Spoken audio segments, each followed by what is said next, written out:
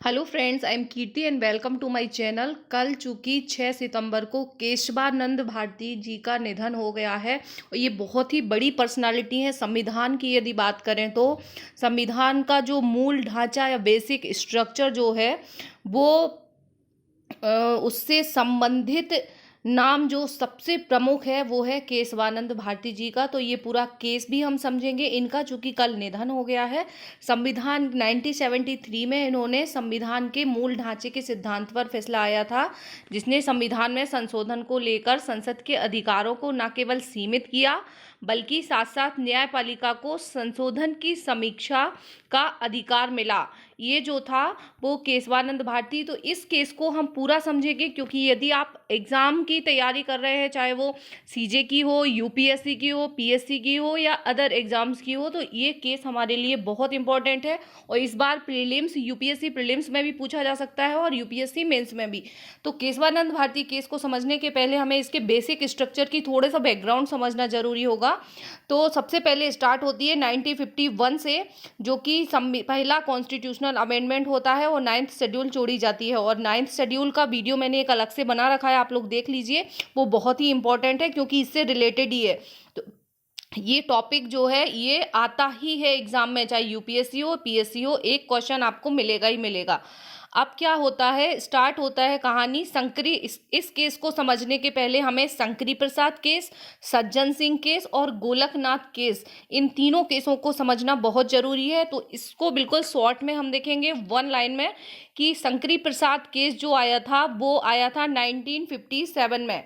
1957 में शंकरी प्रसाद केस आता है। एक सेकेंड। शंकरी प्रसाद केस आता है 1957 में। 1957 में आया। तो इसमें क्या केस में क्या डिसीजन दिया जाता है सुप्रीम कोर्ट के द्वारा, कि मूल अधिकार में संशोधन का अधिकार संसद को है। ये दिया जाता है कि मूल अधिकार जो है, फंडामेंटल राइट जो है, वो उसमें संसद संशोधन कर सकती है।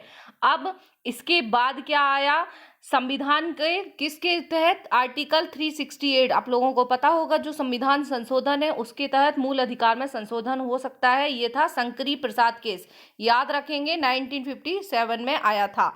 अब क्या होता है, ये चूंकि केशवानंद भारती से रिलेटेड ही है, इसलिए जब हम केशवानंद भारती जी को पढ़ते हैं तो हमें इस केस के बारे में पता होना चाहिए। अब क्या होता है, जो संविधान का अनुच्छेद 13 या 13 है, जो कि विधि का अधिकार देता है, उसमें है कि संशोधन जो है, संविधान संशोधन नहीं, विधि जो है संविधान संशोधन नहीं मानी जाती है। इस केस में ये फैसला दिया गया। उसके बाद क्या होता है, धीरे धीरे बात आगे बढ़ती है और बात आती है एक सज्जन सिंह केस। 90 शंकरी प्रसाद केस के बाद आता है सज्जन सिंह केस। ये भी बहुत इंपॉर्टेंट है, सज्जन सिंह केस। तो सज्जन सिंह केस में क्या दिया गया डिसीजन, 1964 में आया ये। और इसमें दिया गया, ये जो फंडामेंटल राइट में है, इसमें संसद बदलाव कर सकती है, संशोधन का अधिकार है। संसद को सेम था, थोड़ा सा बस डिफरेंस था, बाकी सेम ही था, शंकरी प्रसाद और सज्जन सिंह। और 17th संविधान संशोधन किया गया, 17वां संविधान संशोधन। तो यहाँ से संविधान संशोधन से भी क्वेश्चन बनते हैं। ये जो संविधान संशोधन हुए हैं, पहला और ये 17वां, ये बहुत इंपॉर्टेंट है, 24वां 25वां, ये जो इस केस से रिलेटेड है, इसलिए इन संविधान संशोधन को भी हम याद रखेंगे। तो 17वां संविधान संशोधन हुआ और उसमें 40 से ज़्यादा कानून को 9th शेड्यूल में डाल दिया गया। 9th, ये इंपॉर्टेंट है, 9th शेड्यूल वाला वीडियो आप लोग जरूर देख लीजिए, क्योंकि 9th शेड्यूल भी इस बार चर्चा में है और आना ही है एग्जाम में। अब क्या होता है, 9th शेड्यूल में ये डाल दिए जाते हैं, जो भी 9th शेड्यूल में डाल दिए जाते हैं उनका उन कानूनों का जुडिशियल रिव्यू नहीं हो सकता, मतलब कि सुप्रीम कोर्ट उसमें डिसीजन बदलाव नहीं कर सकता, डिसीजन नहीं दे सकता है। अब क्या होता है, फिर इसके बाद आया गोलकनाथ केस। गोलकनाथ केस आया 1967 में। ये 73 में केशवानंद भारती आया। इसके पहले का ये बैकग्राउंड है, ये तीनों केस इसकी आधारशिला बनते हैं। अब 1967 में आया गोलकनाथ केस। गोलकनाथ केस में क्या डिसीजन दिया गया, इन दोनों के विपरीत था, शंकरी प्रसाद और सज्जन सिंह के खिलाफ फैसला आया और ये डिसीजन दिया गया। यहाँ पे 11 जजों की पीठ बैठी थी, आप लोग याद रखेंगे। जबकि अब तक की सबसे बड़ी पीठ जो बैठी है वो बैठी है 13 जजों की, और 13 जजों की केशवानंद भारती केस में बैठी है। तो इसके पहले 11 जजों की पीठ बैठी थी और 6 और 5 से फैसला आया था। 6 लोग फेवर में थे और 5 जज जो थे वो अगेंस्ट में थे। इसमें क्या फैसला आता है, गोलकनाथ केस में आता है कि संसद को FR या फंडामेंटल राइट या मौलिक अधिकारों में बदलाव करने का अधिकार नहीं है, ये डिसीजन दिया जाता है।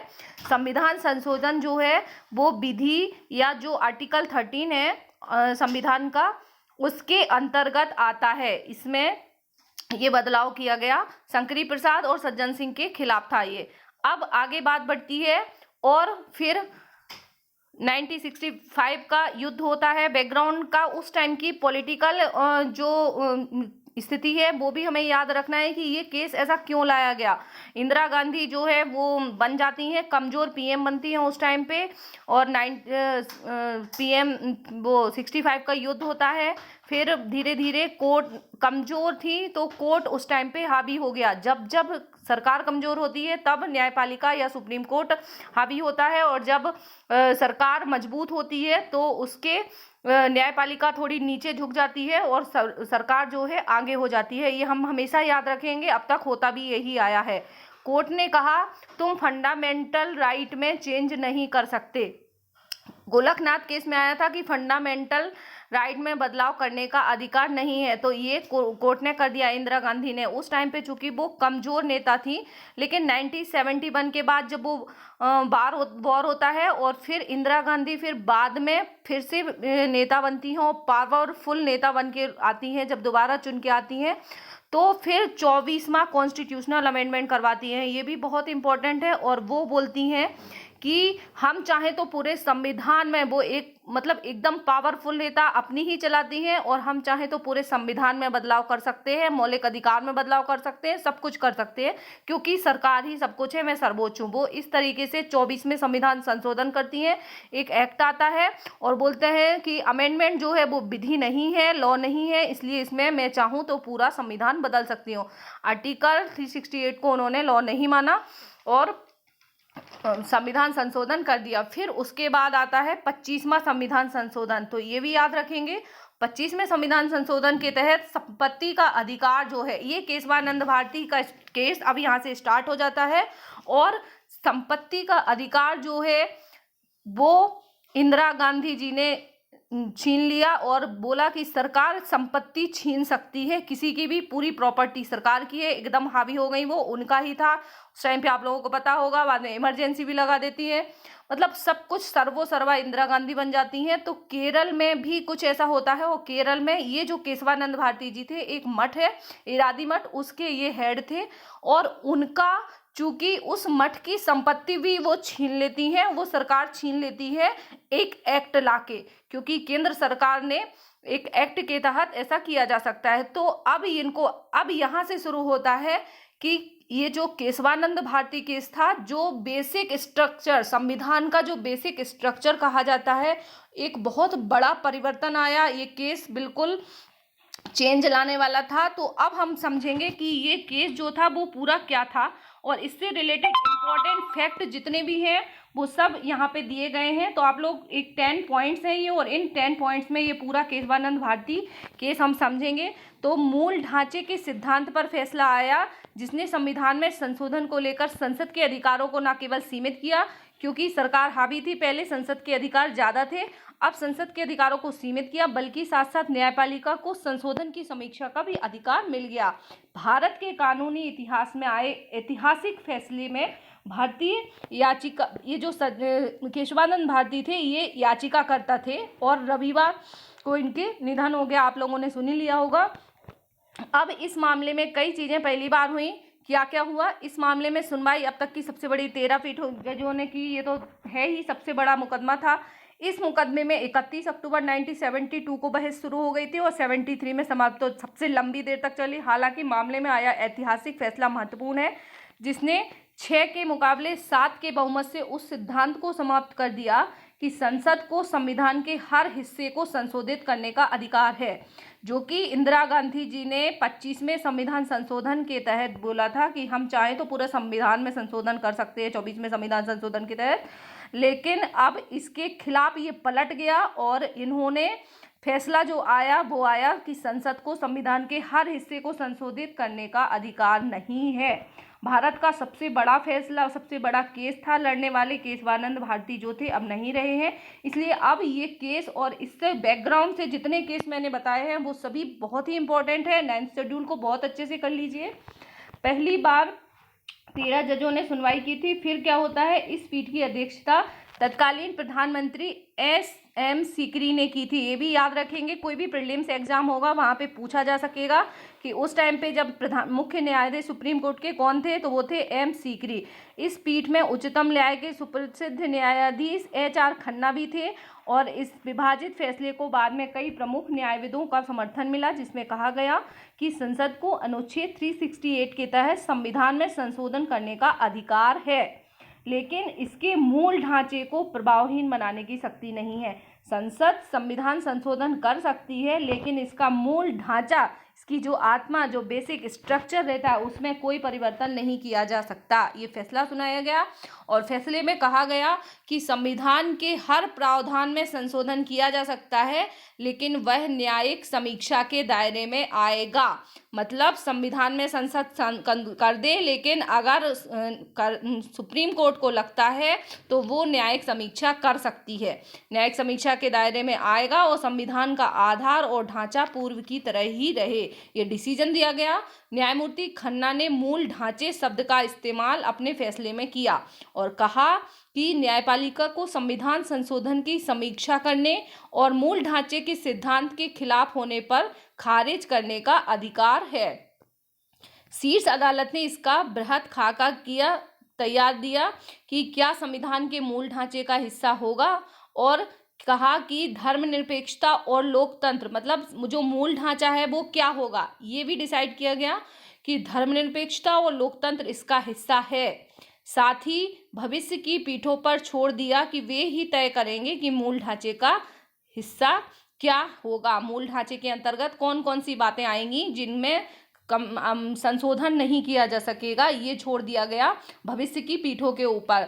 तो भारती की ओर से, ये जो केशवानंद भारती जी थे, इनकी ओर से याचिका पर प्रमुख न्यायविद, इनका नाम बहुत इंपॉर्टेंट है, याद रखेंगे, क्योंकि भारती जी तो हैं, क्योंकि इन्होंने याचिका दायर की थी, इसलिए इसका नाम केशवानंद भारती वर्सेस केरल पड़ा है और केरल का था।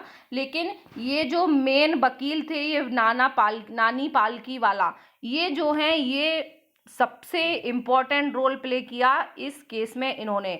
और केरल भूमि सुधार संशोधन कानून 1969 और 71 की वैधता को चुनौती दी। जो भूमि सुधार कानून वहाँ बनाया गया था और उनकी मठ की जमीन छीन ली थी, उसको चुनौती दी। इन दोनों कानूनों को न्यायिक समीक्षा से बचाने के लिए संविधान की 9वीं अनुसूची में रखा गया। कौन से, ये जो कानून बनाए गए, इसको संविधान की 9th शेड्यूल में डाल दिया गया। और 9th शेड्यूल में डाल देने से क्या होता है, उसकी न्यायिक समीक्षा